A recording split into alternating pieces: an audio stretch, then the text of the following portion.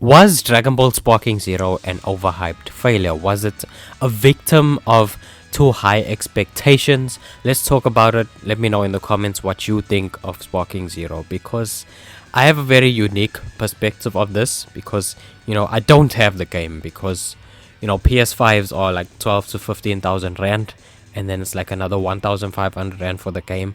I'm not paying for that. I'm not paying that price for that. It's a lot more expensive here than it is in the US and in Europe. So I would personally rather pay rent or invest in a car, stuff like that, instead of getting a console right now. So like when you guys roast people for having PS4s in 2025 or whatever, you have to understand that not everyone comes from the same place, not everyone comes from the same background. But as an observer who has been closely following the game and who is actually very excited for the game, I'm a bit disappointed with what I'm seeing. And I do know people who have the game, people in this country who have this game. And let me first speak on the perspective of South African, because that's my nationality and where we come from. Now, a lot of games in general, like not speaking now just Sparking Zero, like games in general, when they are very online heavy, that they put a lot of focus into the online aspects of games. Now, the problem is that 90% of games do not have African servers. For a whole damn continent, one of the biggest continents in the world, Africa does not have any servers. So we are essentially forced to piggyback off of the European servers sometimes, or even the North American servers sometimes, which is ridiculous because they are so far away from us, right? And then what happens there is it causes us to have a lot of laggy matches, a lot of unplayable matches. Sometimes it doesn't even let us access online, because it'll end up kicking us out a lot of the time. And that's very unacceptable, because the game is priced 1,500 rand, yeah, because that is a lot of money here.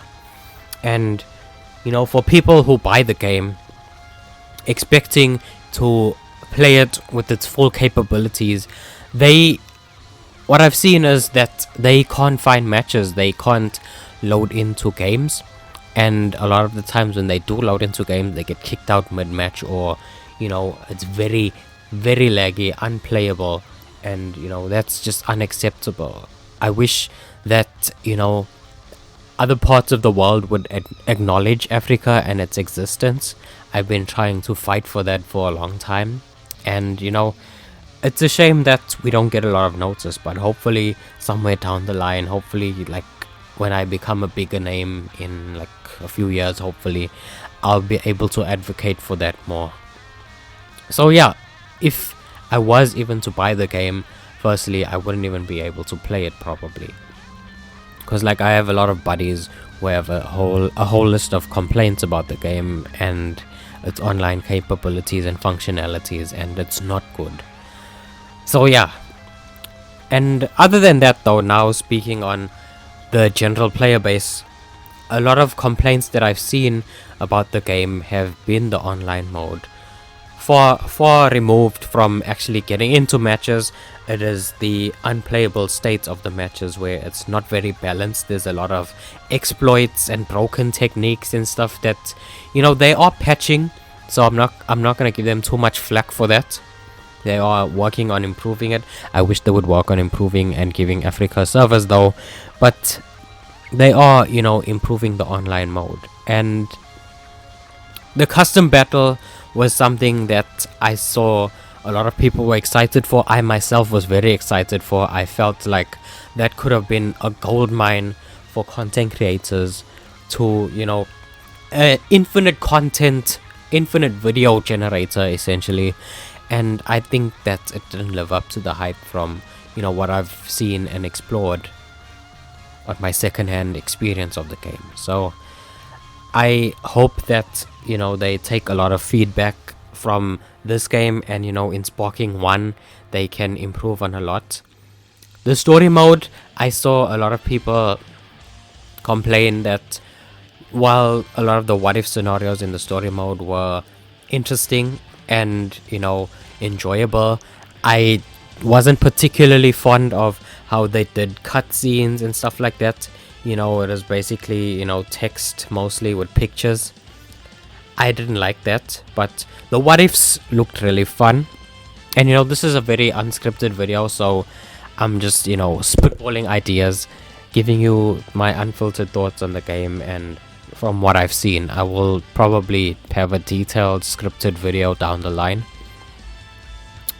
What else though? The customization. I saw a lot of people also making complaints about the customization, saying that it was very limited. Like they wanted to, you know, be able to customize character clothes and stuff like that. I don't know if that was necessary, but I hope that, you know, they added customizable slots maybe, where you can do your own thing. You know, you can put like Goku's Saiyan armor pants, his End of Z boots, his Saiyan Saga top, you know, mix and match different outfits and aspects of Goku. I think that would have been like a cool idea. They could, like, I don't know, leave a slot empty for a character that you can customize. I don't know, but that feels like more of a Xenoverse thing. But what I really want to talk about is the game and its failure to live up to expectations, because this is a game that was 17 years in the making. Dragon Ball Sparking Zero.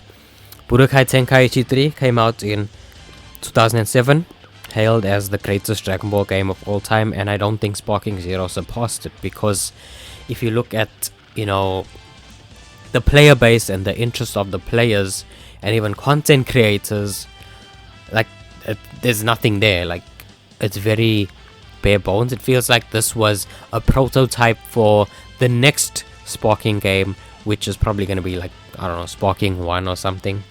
But I think that they are going to support this game for as much as they can, but at the same time they are going to be working on a sequel so that they can do a lot of things better in that game, instead of, you know, just extending this game's lifespan, because I think a sequel would work more than constant updates and stuff like that. Because if you look at the relationship between Xenoverse 1 and Xenoverse 2, those games came out 1 year apart. Xenoverse 1 did have DLC, but Xenoverse 2 came out in 2016 after Xenoverse 1 dropped in 2015.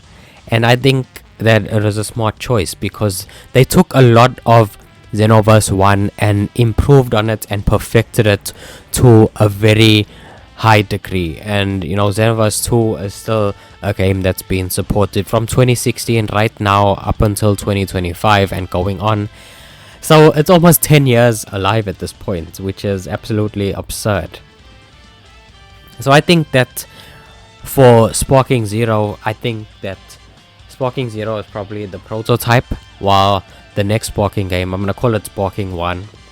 Sparking 1 is going to be the actual, you know, the cream de la crop, or whatever they say.